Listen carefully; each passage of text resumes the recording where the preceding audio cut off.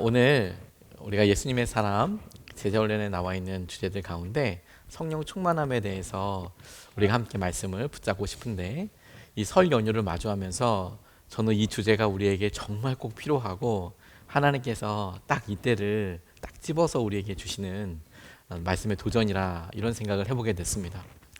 연휴가 우리 가운데 있을 때 연휴다, 쉰다, 이런 좋은 마음도 있지만 가족들과 함께하는 과정들에 우리 마음속에 드는 행여라도 스쳐 지나가더라도 부담감이나 혹은 우리가 이렇게 보내게 될 여러 마음들이 성령께서 다스리기 원하시는 가장 중요한 부분이다, 이런 생각을 해보고, 우리가 이 3박 4일 정도가 이제 남았는데 오늘서부터 수요일까지 이 연휴 기간 동안에 저와 여러분들과 우리 모두의 가정이 성령님의 다스리심 가운데 온전히 거하게 되기를 우리가 같이 기도하고 간절히 바라면 좋겠습니다.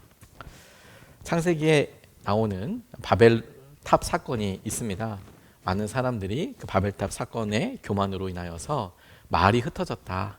그곳에서 서로 언어가 혼잡하게 되어서 어제까지 함께했던 사람들과 오늘 말이 통하지 않더라, 이런 이야기를 성경이 설명하고 있습니다. 의사소통이 되지 않는 일은 황당하죠.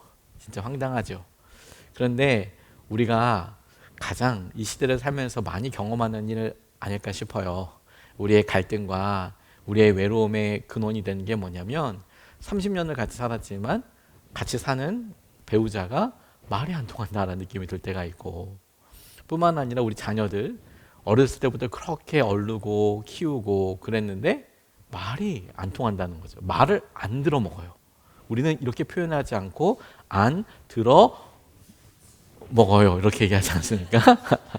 제가 굳이 이렇게 설명을 하지 않아도 여러분들 상상에 은혜가 있었기를 바랍니다. 그러다 보니까 정말 중요한 시간에 조언을 한마디 하는 게 쉽지 않고, 이런 설 연휴 기간 동안에 분위기가 좋고 그러니까 좋을 때 이렇게 확 얘기했다가 괜히 본전도 못 찾고 그러는 분이 있으실 것 같아요. 제가 신문을 보다 보니까 재밌는 에피소드 하나 읽었는데, 조카를 만났는데 그 삼촌이 왜 넌 결혼도 안 하냐, 왜 취직도 안 하냐 그러면서 막 얘기하더래요. 그래서 이분이 다 어르신이고 그러니까 대답을 못 하고 그냥 듣고 이렇게, 그러고 이제 마음속에 결단한 거죠. 내년엔 안 와야지, 이렇게 생각을 딱 했는데 갑자기 다 이렇게 얘기를 끝난 다음에 부르더래요. 그리고 봉투를 하나 턱 주시는데 안에 용돈이 100만 원이 들어있더래요. 내년에도 꼭 가야지, 이런 생각을. 100만 원이면 해도 되는데 100만 원 아니면 조금 자중하시고 사랑하는 은혜가 있도록. 아무튼 그런 제 이야기를 듣고 100만 원 정도면 되겠다, 이런 생각을. 내가 지금 하는 이런 금과 옥저와 같은 교훈이 안 통하니까. 우리가 이런 마음 속에는 웃으면서 지나지만 참 말이 안 통한다. 직장 생활에서도 참 진심이 안 통한다. 성경은 그 끝을, 그 처음의 시작을 바벨탑 사건의 언어의 혼란으로 보고 있습니다. 거꾸로 이게 그럼 이렇게 그냥 끝났느냐? 사도행전 2장에 보면 이 땅에 성령께서 이렇게 확 임하시는 오순절 사건이 나오는데, 그 오순절 사건에 있어서 하나님께서 우리에게 보여주신 놀라운 여러 일들 중에 하나가 뭐냐면, 불의 혀 같은 것이 임해서 성도들 가운데 있었던 뜨거운 그런 분위기도 있지만, 성도들이 말을 하는데 그 말을 주위에 있는 사람들이 알아들었다라는 거죠. 알아들었다. 바벨탑 사건에서 사람들이 하루아침에 못 알아듣게 됐다라는 사건을 사도행전에서는 성령께서 다시 오심으로 사람들이 알아듣게 됐다라는 거예요. 그리고 저는 그래서 우리가 성령 충만에 대해서 이야기하고 우리가 성령님께서 다스리기를 원하시는 이것이 우리가 맞은 이 설 연휴 기간 때 가장 우리에게 주요한 능력의 영역이자 간절한 기도 제목이 될 수 있겠다, 이런 생각을 하게 되었습니다. 우리 삶의 갈등의 원인을 가만히 생각해 보면 우리가 우리 자신을 기준으로 살아갈 때 갈등이 됩니다. 우리의 삶의 중심이 우리가 알게 모르게 우리 중심으로 살아가게 되었고, 그것이 계속해서 잘 되면 하나님에 대한 마음이 있어도 우리의 삶이 점점점 하나님과 멀어지게 되는 것에서 갈등이 찾아옵니다. 창세기 11장 4절 말씀을 보면 바벨탑에 있었던 사건의 한 부분을 이렇게 이야기하고 있는데 4절 말씀을 보면 그들은 또 말하였다. 자, 도시를 세우고 그 안에 탑을 쌓고서 탑 꼭대기가 하늘에 닿게 하여 우리의 이름을 날리고 온 땅 위에 흩어지지 않게 하자라고 바벨탑을 쌓으면서 서로들 이야기했던 말이 나오는데, 도시를 만들고 성과를 지향하는 삶을 나쁘다고 할 수 없겠죠. 같이 모였고 그들이 각자 편리함을 추구하면서 그들에게 도시가 있어서 서로 힘을 나눌 수 있고 하는 것을 뭐라고 할 수 있겠습니까? 그리고 안전을 추구하기 위해서 그들이 준비하는 것을 나쁘다고 이야기할 수 있겠습니까? 그들의 삶에 있어서 어쩌면 우리가 자연스럽게 추구하는 것이 도시를 만들고 성과를 지향하고 안전을 추구하는 삶은 우리의 삶에도 그대로 적용이 되는 일이죠. 그리고 우리가 직업 활동을 하고 우리가 경제 활동을 하는 이유도 다르지 않지 않습니까? 이와 같은 일을 나쁘다고 성경이 말하는 것은 결코 아닐 거예요. 뭐 도시를 그러니까 짓지 말아라. 뭐 같이 모여 살지 말아라. 이런 건 절대 아닐 겁니다. 오히려 이 성경 구절에는 탑 꼭대기가 하늘에 닿게 하여서 하늘에 닿는 것으로 인해서 이름이 온 땅에 알려지게 되어 흩어지지 않게 하자라고 이렇게 말을 하고 있는데, 이 말 가운데 틀린 말이 하나 쓱 들어가 있어서 의도를 하나 우리가 알게 되는 것이죠. 우리나라에서도 유명한 우리나라에서도 그렇고 세계 유명한 도시들에 가보면 그 도시의 높은 건물들이 제일 유명해요. 우리나라도 롯데 건물 얘기도 되죠. 이거 뭐 설교도 제가 뭐 거기 가라고 하는 건 아니니까.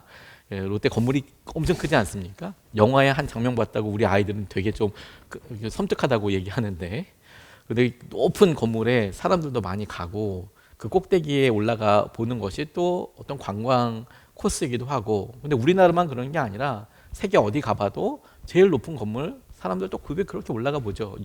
그래서 탑을 높이 쌓고 뭐 유명해지자라는 말은 틀리지 않는데, 그런데 흩어지지 않을까? 도시를 만들고 높이 쌓으면 흩어지지 않게 되는 것은 사실 아닙니다. 그런데 이걸 가지고 뭐 흩어지지 않게 하는 마음이 있어서 네 마음속에 있던 것이 교만 아니냐 이렇게 묻는 것은 조금 자연스럽지 않은 것 같아요. 높이 쌓기를 원했나 보지. 근데 오히려 이 바벨탑의 사건은 하나님께서 이 일을 어떻게 대하셨는지를 통해서 좀 더 명확하게 드러나는 것 같아요. 무슨 말이냐면, 하늘에 닿는다라는 표현에서 이 하늘을 샤마임이라는 히브리 단어를 쓰는데, 제일 처음에 이 샤마임이라는 단어가 등장하는 곳은 창세기 제일 처음에 창조할 때 등장합니다. 하나님께서 궁창 아래, 창공 아래 물과 창공 위의 물로 나누셨다 할 때 이 창공 혹은 궁창이라는 단어를 샤마임이라는 단어를 써요. 하늘 위, 하늘 아래, 물 이렇게 나누셨다. 그래서 여러 의미가 있지만 그 의미 중에 하나가 뭐냐면 하나님께서 거하시는 곳을 샤마임이라는 표현을 많이 썼어요. 그러니까 하늘에 닿게 하자라고 이야기할 때 그 샤마임을 하나님이 계신 곳 혹은 하나님의 어떤 위치까지 닿도록 우리의 탑이 그런 역할과 의미하는 바가 지향하도록 하자, 뭐 이렇게 해석을 할 수도 있는데, 저는 그렇다고 해도 거기까지 생각을 해도 하나님에게 이 사람들이 위협이 됐을까? 탑을 쌓아서 하늘에 닿자라고 하는 게 무슨 위협이 됐을까? 막 위협적으로 느껴져서 이렇게 냅두면 하나님의 어떤 위치나 이런 것들이 흔들리기 때문에 그렇게 했다라고 생각이 되어지진 않죠. 근데 진짜는 여기에 있다고 싶습니다. 이 일이 철저히 하나님 없이 행해지고 있다라는 점입니다. 그리고 그것이 잘 되고 있다라는 점이에요. 무슨 말이냐면, 하나님께서 그와 같은 일을 보시고 내가 직접 내려가서 어떤 일이 있는지를 확인하겠다라고 바벨탑의 사건을 보고 하나님께서 그렇게 이야기하시거든요.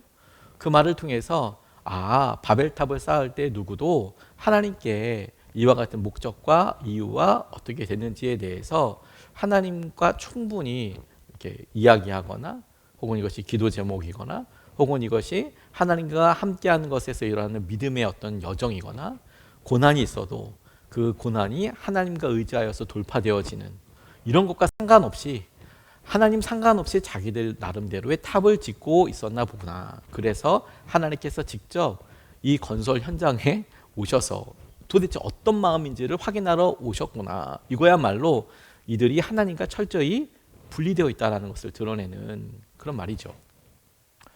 남편이 바깥에서 하도 안 들어오면 아내가 궁금하잖아요. 뭘 할지. 그래서 현장에 급습해보고 싶은 마음도 가끔 있으시잖아요. 그런 것처럼 하나님이 아무리 봐도 도대체 얘네들이 뭘 하는지 모르는, 하나님과 철저히 구분된, 분리되어 있는 그런 삶에 대해 하나님께서 선택하신 것이 뭐냐면 찾아가서 보겠다. 보고 나서 과연 그러니 말을 흐트러 놓았다라고 이해하는 것이 더 자연스럽다라고 싶어요. 우리가 하나님 없이 살아가는 것이 점점 익숙해집니다. 바벨탑에 쌓는 의미가 그와 같아요. 하나님께서 도대체 얘네들이 어떤 마음으로 하는지 모르는 것 같다. 그리고 그런 여러 일들에 차라리 안 되면, 오히려 망하면 이유를 찾잖아요. 왜 어려울까? 왜 망할까? 그래서 하나님의 뜻을 그래도 쫓아서 가려고 하는데 잘 되지 않습니까? 겉으로 적어도 드러날 때는. 그럴 땐 점점 하나님과 상관없이 살아가는 게 그냥 고착이 돼버려요. 바벨탑 사건에서 우리가 계속 주목해야 될 게 바로 그거라는 거예요. 대화가 되지 않고 하나님과 대화나 교제 없이 살아가는 삶의 끝판왕, 바벨탑. 그와 같은 일이 드러난 열매, 말이 안 통하게 되는 것. 그리고 자연스럽게 우리의 삶에 이것을 적용해 볼 수 있겠다라고 싶어요. 사실 우리가 사랑하는 우리 가족들, 식구들 만나는데 말이 안 통할 이유가 뭐가 있습니까? 우리 기본적으로 다 사랑하지 않습니까? 아끼지 않습니까? 우리 잘 되라고 이야기하는 거잖아요. 아니에요? 안 되라고 막 이야기하십니까? 잘 되라고 이야기하고 그래도 어떻게 편을 들어주고 싶어서 이야기를 하지만 그 말이 전달될 때 왜곡이 되는 길은 마음이 그렇지 않아서라기보다 서로 오랫동안 자기의 삶의 중요한 기준들과 그 상황에 맞춰서 살아갔잖아요. 그러니까 밑도 끝도 없이 들리는 이야기처럼 들리니까 갈등이 일어나죠. 오해가 있게 되죠. 이걸 우리가 기본적으로 생각할 때 조심하게 될 뿐만 아니라 우리가 이 설 연휴를 맞아서 뿐만이 아니라 우리의 관계를 다시 다른 시선으로 보게 되는 이 연휴 기간을 통해서 어떻게 이걸 해결할 수 있지? 이 일에 어떻게 하면 진심과 마음이 늘 통할 수 있을까? 성령께서 오셔야 하는 거구나. 성령께서. 우리가 전통적으로 성령의 충만함이나 성령의 능력을 기도할 때에는 우리가 힘들 때 혹은 우리가 어떤 아플 때 우리에게 중요한 기도 제목이 있을 때 성령의 능력으로 그렇게 해결하기를 원하는 기도를 했지만 그것만큼이나 중요한 부분들은 우리가 서로 사랑 안에 하나 되는 것뿐만 아니라 이 능력이 의미하는 진짜 의미를 아는 것을 우리가 필요로 한다고 싶어요. 성경에는 말세에 대해 이렇게 일컫고 있는데 이게 우리 시대와 비슷한지 한번 여러분 들어보십시오. 디모데후서 3장 1절에서부터 5절까지 말씀이 말세의 때에 있을 일을 이렇게 이야기하고 있습니다. 너는 이것을 알라. 말세에 고통하는 때가 이르러 사람들이 자기를 사랑하며 돈을 사랑하며 자랑하며 교만하며 비방하며 서로가 서로를 비방하며 부모를 거역하며 감사하지 아니하며 거룩하지 아니하며 무정하며 원통함을 풀지 아니하며 모함하며 절제하지 못하며 사나우며 선한 것을 좋아하지 아니하며 배신하며 조급하며 자만하며 쾌락을 사랑하기를 하나님 사랑하는 것보다 더하며 경건의 모양은 있으나 경건의 능력은 부인하니 이 같은 자들에게서 내가 돌아서라. 그래서 이걸 하나하나 따져서 보면 우리는 세상과 돌아서야 될 수 있습니다. 유튜브를 봐도 그렇게 서로 비방하는 말이 많고 유튜브에서만 그렇습니까? 같이 사는 같은 동네 같은 빌라만 하더라도 어느 집에 뭐가 있다 없다 가지고 말이 오고 가는 것이 부담스럽고 함께 일하는 곳에서도 인사 고과나 이런 일들로 마음이 쉽지 않은 일들을 경험하게 될 때 성경이 말세에 말하는 일들이 뭐 설명할 필요 없이 그대로 우리 삶에 이루어지고 있는 데 아니겠습니까? 자, 이게 하나님 없이 말세의 때가 이르러 우리가 경험하고 있는 현실이라면 주님은 이런 곳을 살아가는 우리에게 반드시 필요한 게 우리 자신의 능력이나 우리 자신의 지혜가 아니라 성령께서 함께 하시는 삶, 하나님과 동행하는 삶에 대해서 우리에게 해결책으로 허락하신다는 겁니다. 성령으로 충만하게 해달라는 오늘 에베소서 5장 18절 말씀은 술에 취하지 마십시오. 거기에는 방탕이 따릅니다. 성령의 충만함을 받으십시오. 그래서 보통 술 먹지 말아라고 이야기할 때 이 성령 구절을 이야기하기도 하시지만 정작 이 구절이 제일 중요한 부분은 앞부분보다도 뒷부분입니다. 오히려 뒷부분의 성령의 충만함을 설명하기 위해서 앞부분을 설명의 예로 들은 것인데 술을 취하고 나면 자기의 의지대로 잘 안 되죠. 걷는 거나 결정하는 거나 이렇게 하게 되지 않습니까? 그런 술 취한 그런 모습들처럼 성령께서 우리를 그렇게 이끌어가는 거죠. 나 이거 왜 이러는지 모르겠네. 술 취한 사람들이 나 이거 왜 이러는지 모르겠네 하면서 이렇게 살아가는 것처럼 그의 삶이 그의 결정과 그의 모습보다도 성령께서 이끌어 가시는 것에 술 취한 사람만큼이나 더 충만함을 받아라. 이런 구체적인 도전이 되는 것입니다. 그러니까 술을 먹냐 안 먹냐 가지고 이 말씀을 통해서 다른 사람을 평가하고 판단하기보다 만약 그렇게 한다면 오히려 교회 안에서는 성령에 충만하냐 충만하지 못하냐를 우리에게 기준으로 내밀어서 우리가 그럼 술 취하지 않는 것만 지키고 있는 게 아니라 성령의 충만함을 놓고 구하고 있는가?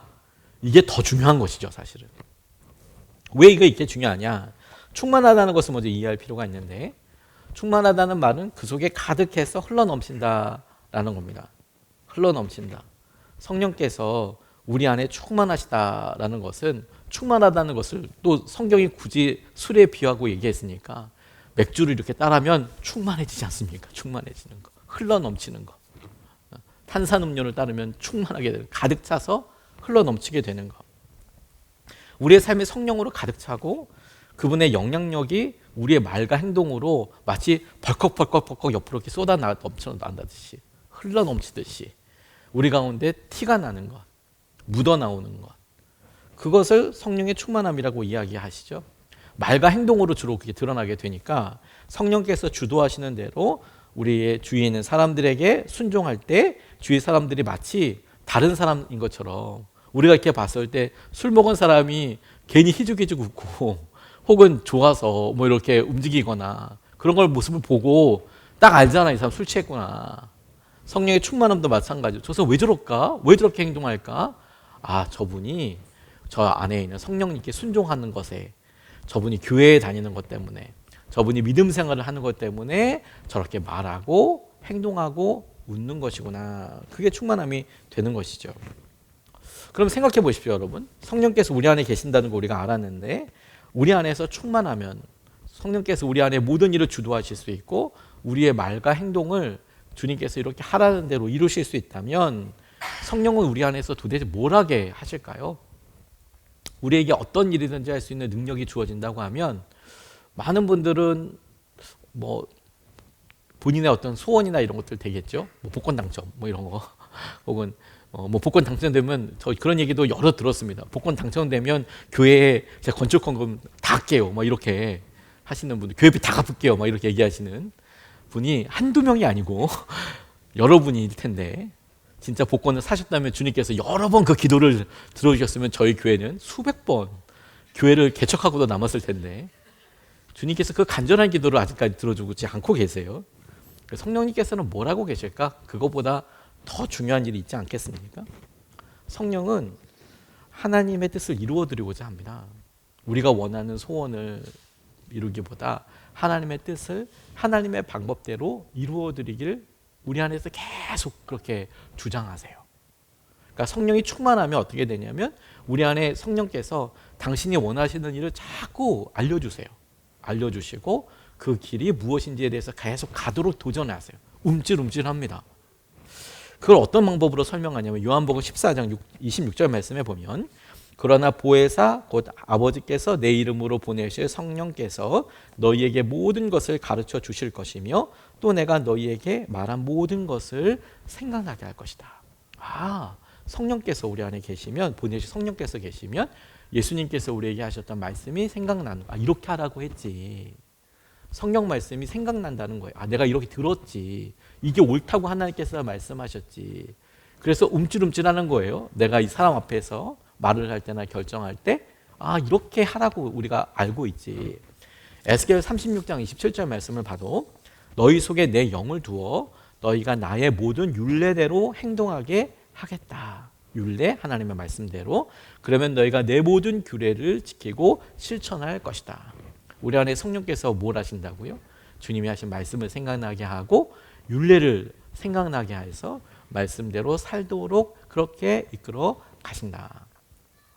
우리는 이것을 굉장히 하나님 말씀대로 살아가야지가 적용이 되지 않으면 되게 멀리 그냥 그래 어떤 도덕적인 정답처럼 이야기하지만 그게 아니고 실제 우리가 만나게 될 설 연휴 기간 동안에 주님은 어떤 생각을 우리에게 주실 거라고요?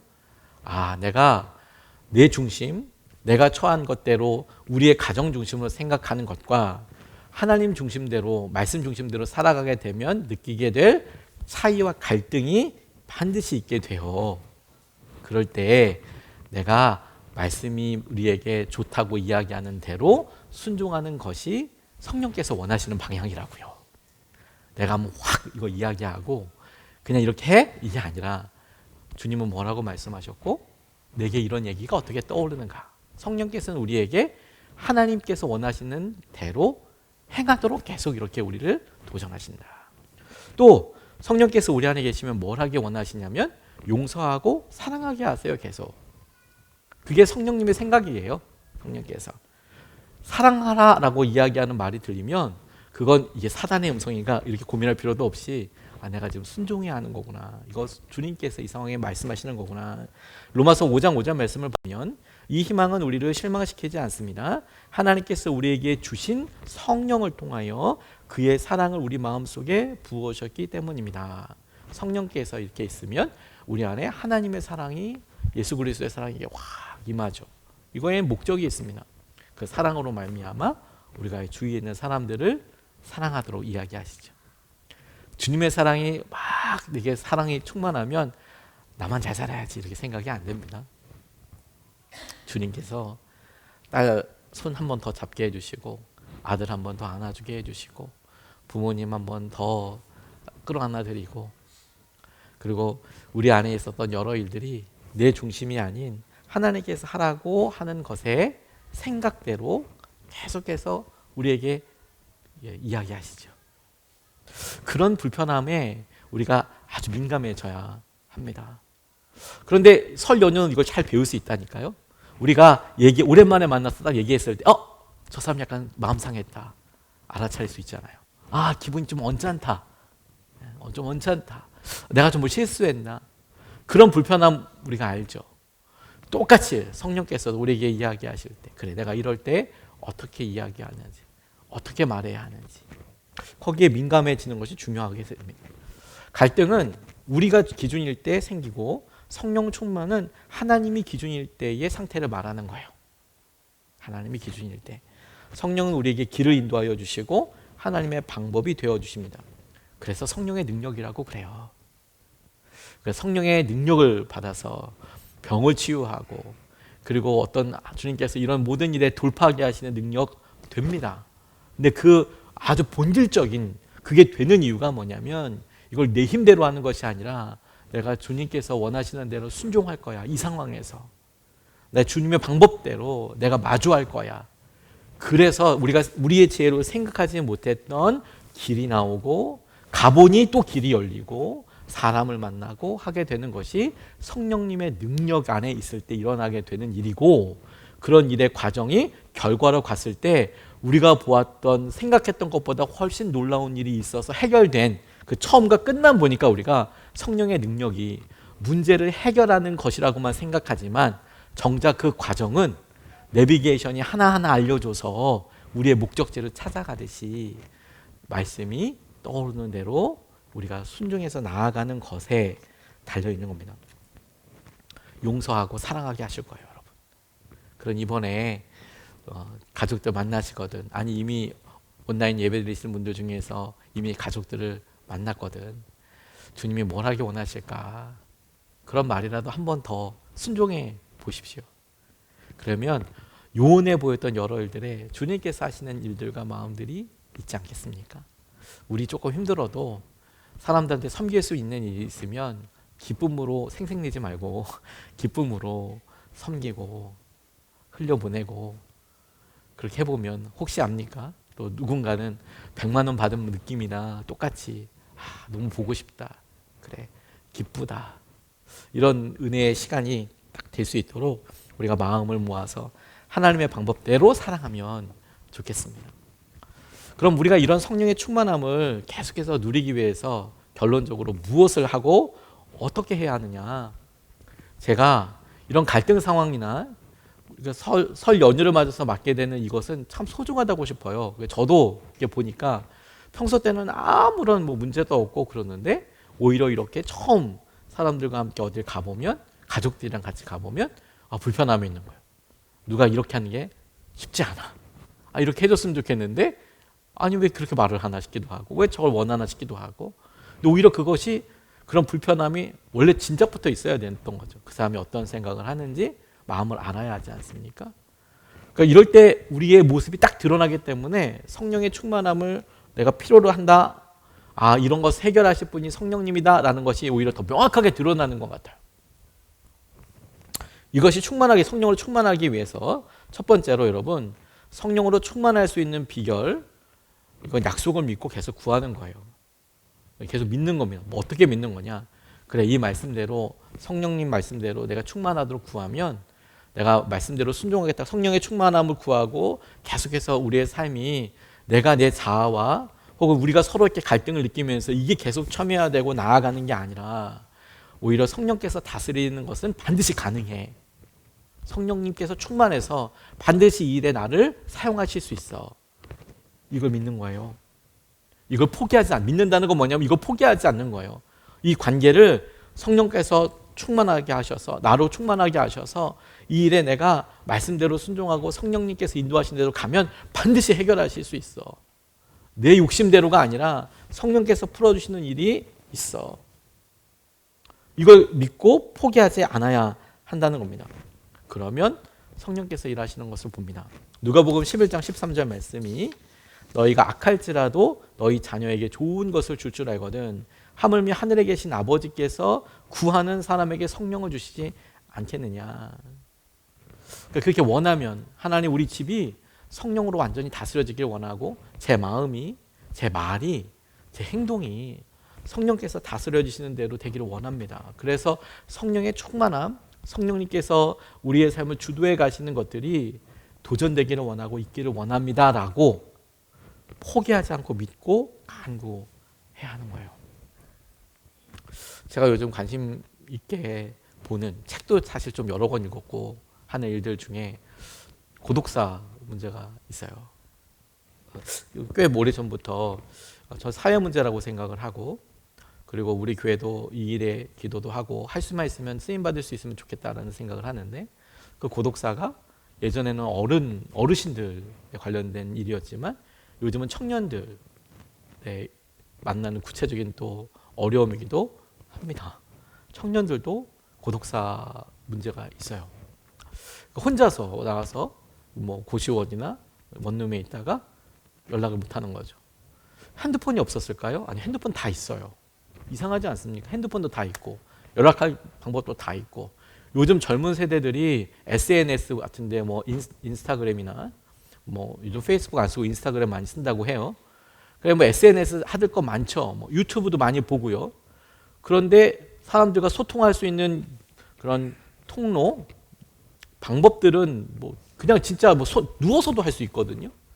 근데 전화할 사람은 없고, 카톡 하나 보내는 사람 없고, 만날 사람 전혀 없고. 설 연휴 때는 있을 것 같습니까? 없죠. 없어요. 근데 그런 일들이 일어나게 될 때 저는 예전에 그런 경험을 한 적이 있어요. 의절. 안 만나. 그래서 그때는 어르신들을 명절 때 찾아뵀는데, 명절 때 이렇게 준비한 것들 가지고 이렇게 찾아뵈면 이분들이 너무 환대를 잘해서 너무 반갑게 맞아주시고 왔냐고 들어오라고 그러면서 대단한 건 아니지만 그 갖고 온 거든 뭐든 그래도 같이 먹으려고 하고 조금이라도 붙여보려고 그렇게 막 있으세요. 너무 민망하죠. 그래서 그래도 같이 이제 민망하다는 게 이제 너무 잘해주시니까 민망하다는 얘기. 네 그래요. 그러면서 이렇게 환대받을 줄 몰랐는데, 근데 이야기를 듣고 한참 이야기를 듣다 보면 이제 본인 이야기가 나오죠. 자녀가 어디 사는데 그 자녀 주소도 알고 손자 주소도 알고 자, 전화번호도 다 알고 핸드폰 번호 다 알아요. 그런데 한 번도 몇 년 사이 연락이 안 와. 전화번호를 모르는 게 아니라 전화번호를 알아. 아는데 서로 연락을 안 해. 그리고 혼자 사세요. 그럼 안 외롭냐? 외롭죠.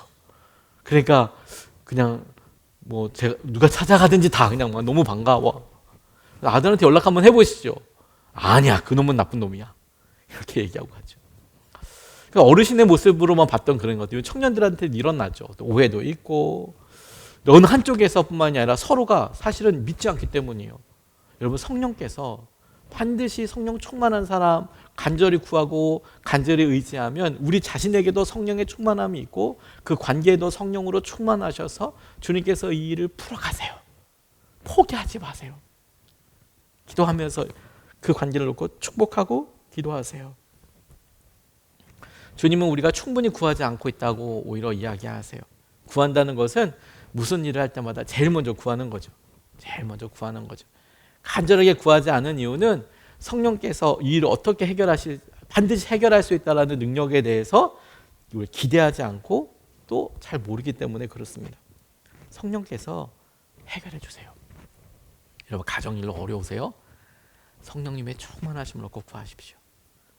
그러면 여러분들을 통해서 주님께서 말씀이 움찔움찔 생각나게 하실 때마다 그 일을 묵묵히 순종해 나가서 그것이 위로가 되고 아내에게, 남편에게, 자녀에게 조금이라도 의도와 목적 없이 그렇게 사랑이 전달되고 그렇게 10번, 20번 그렇게 진행되다 보면 주님께서 마침내 그 관계를 우리 남편이, 우리 아내가 술 취한 것처럼 예전 그 사람이 아니야. 요즘 분위기가 달라. 조그만한 그런 것들을 인지하게 된다니까요. 그래서 그런 인지하고 변화되는 것을 보여주겠다는 게 목표가 역시 아니죠. 그렇게 될 때 비로소 우리가 서로 진정으로 마음에 있는 것들을 이야기하고 풀어나갈 수 있는 단초들이 있는 것이죠. 포기하지 마세요, 여러분. 이번에 성령의 충만함이 여러분들과 여러분 가정에 있기를 원합니다. 두 번째로 성령 충만을 받기 위해서 성령님께 완전히 순종하겠다라는 결단이 꼭 필요합니다. 여러분, 주님께서 여러분 생각나게 하실 때 그래, 이게 주님께서 인도하여 주시는 것이지. 조금 계산은 조금 내려놓는 게 항상 필요하더라고요. 주님께서 이걸 원하셔. 그래, 특별한 걸 원하시는 것 같아. 라고 할 때 내가 주님 말씀하시면 그 말씀대로 내가 순종해 봐야지. 그리고 이런 설명절은 우리가 약간 그런 일들을 넘어볼 수 있는, 선을 넘어볼 수 있는 또 이유가 되지 않습니까? 이렇게 봤을 때 뭐 과하게 하라기보다 그래, 내가 사랑을 조금 더 표현해 보자. 그래, 빚을 져서 이런 건 아니더라도 내가 조금 더 사랑해 보자. 그래, 우리가 갖고 있는 시간이나 혹은 말이라도 그래, 내가 조금 더 그렇게 해보자. 그럴 때 그 원인이 내가 능력과 내 힘으로서 결단이 아니라 성령님께서 내게 말씀하시는 것에 내가 뭐든지 순종해 볼 거야. 순종해 볼 거야. 이렇다고요. 사도행전 5장 32절 말씀해 보면 우리가 이 모든 일의 증인이며 하나님께서 자기에게 복종하는 사람들에게 주신 성령도 그러하다. 우리가 주님 뜻대로 순종하려고 하면 그러면 성령님께서 우리에게 이렇게 더 말씀하여 주시는 거구나. 여러분들 어려운 일이 있을 때 그냥 주님 내게 말씀하시면 내가 순종할게요. 그렇게 고백할 때까지가 힘들죠. 일단 고백하면 진짜 편합니다. 또 이렇게 말씀드리면 이런 분들 계세요. 그렇게 고백해도 말씀 안 하시는데요. 그럴 때는 이미 말씀하신 거예요. 너 그렇게 평안해도 돼. 너 그렇게 평안히 있어도 돼. 중요한 것은 그렇다 그 마음에서 내가 포기하지 않는 것이죠. 내가 주님 말씀하시면 끝까지 따라갈 거야. 성령 충만은 성령께서 무엇을 요구하시든지 어떤 지시를 하시든지 그대로 순종하겠다는 결단 위에 부어지는 거죠. 그렇죠. 그리고 저는 이게 우리 삶에 되게 관련이 있다고 싶어요. 우리가 맨날 이렇게 부어지며 결단하라고 그러면 뭐 엄청난 것을 결단할 거라고 생각하지만 사실 그렇지 않습니다. 전에 어떤 연예인이 이런 이야기 하더라고요. 훈련하고 열심히 하는 그런 연습생들한테 말하기를 또 사람들이 평소 때 뭐 하는지 아냐? 사무라이들이 이렇게 평소 때 뭐 하는 줄 아냐. 뭐 뜬금없이 물어보니까 잘 대답을 못했어요. 사람들은 사무라이가 싸우는 사람이니까 맨날 칼질하고 싸울 거라고 생각하지만 하루 중에 대부분을 1년 중에 대부분을 칼 간다. 칼 간다. 칼 가라. 맨날 싸우면 맨날 죽는다. 하나님께서 뭐든지 순종한다라고 이야기할 때 우리가 자꾸 오해를 갖는 것은 그러면 드라마틱하게 막 쾅쾅쾅 일이 막 열리는 것만 생각하는데 그렇게 하세요. 하지만 여러분 맨날 칼 들고 싸운다고 생각해 보세요. 우리 삶이 진짜 너덜나덜 할걸요. 이사해라 내일. 그 다음날 저 이빈 가라. 막 이렇게 막 얘기하시면 어떡하려고 그래요.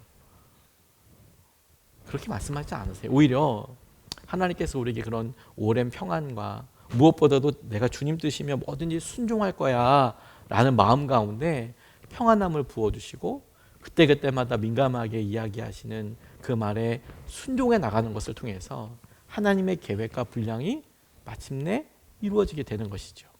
그리고 이렇게 수없이 많은 내 마음의 결단과 그래 주님 뜻대로 내가 살아야지 순종해야지 이런 결정들이 막상 주님께서 우리에게 결정적인 순간을 이렇게 떼컥 주실 때 그때 결정하고 따를 수 있게 해줘요. 못 따릅니다. 평소 때 그렇게 생각하지 않으면 그게 안 따라져요. 안 따라져요. 제가 대학원 다닐 때 아주 큰 교회에서 사역을 하고 있다가 사역을 그만두고 기도를 좀 한 적이 있었어요. 당시에 핑계는 내가 공부하고 싶다 이제 이런 생각으로 그 교회를 그만뒀거든요. 근데 그 교회 목사님이 말리기도 하시고 사전도사 그냥 우리 교회 계속 있어서 너 우리 교회에서 이렇게 있으면 미국으로 유학하라. 그 목사님이 저를 되게 예뻐해 주셨거든요. 야, 사전도사 너 여기 있어서 이렇게 얘기하면 좋잖아. 여기 교회 있어. 이렇게 불러서 얘기도 해주시고 했는데 제 마음속에 그때는 제가 너무 어렸어요. 어려서 지금이라면 그렇게 안 할 텐데 어떻게 해야 될지를 모르는 거죠 일단. 그러니까 내 마음에 기쁨이 없다 이렇게 생각을 하니까 교회를 사임하고 공부하는 게 주님의 뜻인 것 같아 이렇게 혼자서 생각을 하고 공부를 열심히 했습니다. 그래서 뭐 학교 다니는데 뭐 공부를 열심히 할까 싶지만 뭐 아시는 분들만 아시죠. 제가 서울대 대학원이랑 감리교 신학대학원 대학원을 동시에 다녔거든요. 1년 동안에. 그래서 엄청 힘들었어요. 다시는 그래서 이렇게 이런 식으로 공부하면 안 되겠다는 생각이 들었는데 1년 내내 회개기도만 한 것 같아요. 그리고 주님께서 제게 그러면 사역을 어떻게 해야 될까요? 저는 목회자가 될 건데 그리고 오랫동안 준비시키셨어요. 어디를 가면 좋을까요? 그때는 어떻게 기도해야 되는지 모르니까 하나의 좋은 교회 혹은 제가 가야 될 교회 제가 섬겨야 될 교회를 만나게 해주세요. 그 당시에는 저희 아버지 교회 다녀서 있었어요. 참고로 저희 아버지께서도 그때는 목회라고 계셨으니까 가나안 교회 다니고 있었는데 제가 섬겨야 될 교회 부르심에 대해서 계속 기도하는데 기도가 있을 때 한미준 집회 이렇게 갔을 때 어느 젊은 목사님이 왜 갈 곳이 없냐 하나님 뜻대로 순종하지 않으려고 하니까 종으로 살려고 생각하지 않으니까 갈 곳이 없지. 미래를 생각하고 또 월급을 생각하고 대우 이런 걸 생각하니까 갈 곳이 없지. 아니 청소만 하겠다는데 월급도 안 받겠다는데 아니 지켜주는 데에서 내가 묵묵히 열심히 순종만 하겠다는데 어느 교회에서 그런 전도사를 안 뽑냐. 오히려 그런 사람이 없어서 교회들은 난리다. 막 그렇게 도전하시면서 종으로 살아야 한다. 그런 마음이 있는데도 갈 교회가 없으면 본인 교회 와라. 이렇게 이야기하셨거든요. 근데 그게 저에게 주시는 말씀이라고 생각했어요. 근데 오랫동안 아마 그렇게 간절히 바랐기 때문에 어디 갈까요? 그리고 그때를 특별한 기간으로 여기서 금식하고 있었거든요. 3일을 금식하면서 이제 하나님 어떻게 하면 좋을까요? 둘째 날 아침 그 강의 시간에 그 젊은 목사님이 나왔는데 그때 당시에는 그 목사님이 별로 유명하지 않았어요. 나이도 40대였고 교회가 크지도 않았어요. 감리교회에서도 유명한 교회가 아니었어요. 근데 저 말씀이 주님 말씀이려니 주님이 내게 말씀하시는 거구나. 나 종으로 살라고 아멘 하고 그렇게 하고 가겠다고 이야기했더니 저희 부모님이 반대하셨어요. 너무 멀다. 월급은 왜 안 받고 다니냐. 네가 무슨 뭐 나쁜 일 하는 것도 아니고 교회에 다 있는데 월급 받고 다니냐. 너 근처에 좋은 교회 많다. 근처에 대형 교회들도 많고 그러니까 너 그래도 네가 공부해 온 것도 있고 경력도 있고 그러니까 그렇게 너무 이상하게 생각하지 마. 그런데 그런가 싶어서 안 하니까 평안함이 없어요. 마음에 기도가 안 돼. 일단 뭐 아무것도 안 돼. 그래서 다시 고민하고 기도하다가 가야겠다고. 그래서 이력서랑 자기소개서 써가지고 그 교회 찾아간 거 아니겠어요? 그래서 유기성 목사님이랑 동력하게 됐다고 말씀드렸잖아요. 안산광림 교회에서. 그래서 집사람도 만나고. 집사람을 만나러 가려고 했으면 안 갔을 수도 있을 텐데 가서 순종하다 보니까 거기서 집사람을 만나고 결혼도 하고 뭐 그렇게 됐겠죠. 순종을 하게 되다 보면 그때 경험한 게 그거였어요.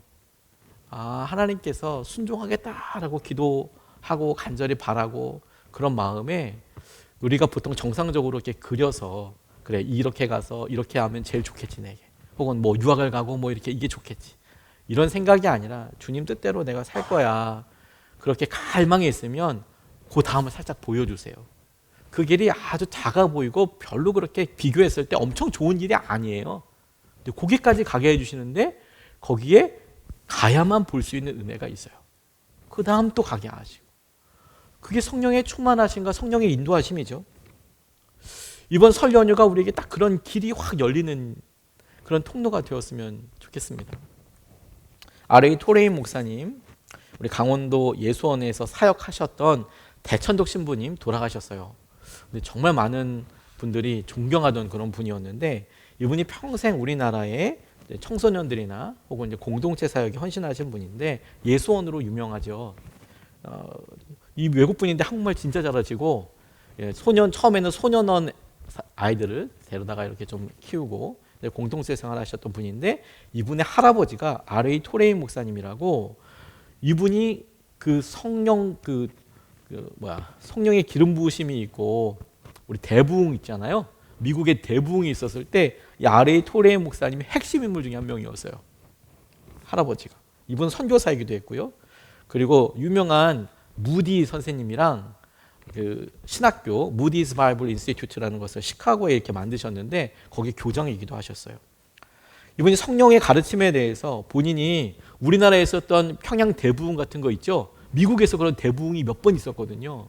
그런 대부흥할 때 이 R.A. 토레인 목사님이 한가운데 있으셔서 성령이 무엇인지, 성령께서 어떻게 이야기하시는지 이런 것에 대해서 글도 많이 쓰셨어요.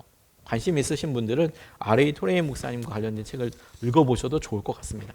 근데 이분이 가장 핵심적인 성경의 진리들을 알기 쉽게 전하는 글에서 성령 충만을 엄청 많이 강조하셨는데, 근데 이분이 그 강조할 때 이렇게 말을 쓰세요. 나는 아침에 일어나면 가장 먼저 하나님 말씀을 듣고 하나님 말씀을 읽고 성령 충만을 위해서 간절히 기도합니다. 하나님이 말씀을 깨닫고 지켜 행할 수 있도록 성령으로 충만하게 도와주십시오. 이렇게 기도한다는 거예요. 성령으로 충만하지 않으면 나는 아무것도 제대로 판단할 수 없으며 너무나 쉽게 흔들릴 수 있는 사람이기 때문입니다. 그는 또 이렇게 고백했답니다. 하나님, 제가 성령으로 충만하지 못할 때 함부로 말하지 않도록 도와주십시오. 성령으로 충만하지 않으면 실수하기 쉽고 사람들에게 상처를 줄 것이기 때문입니다.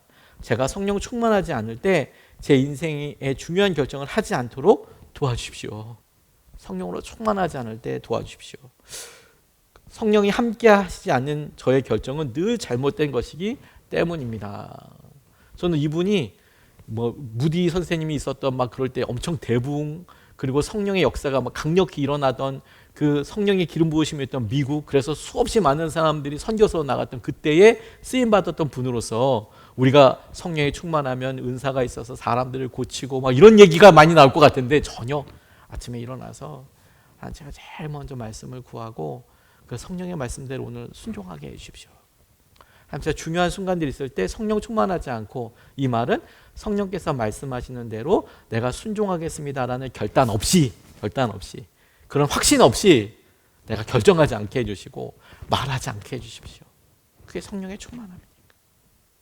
오늘 이런 마음이 내일도 변하지 않으면 이게 성령 충만한 거예요.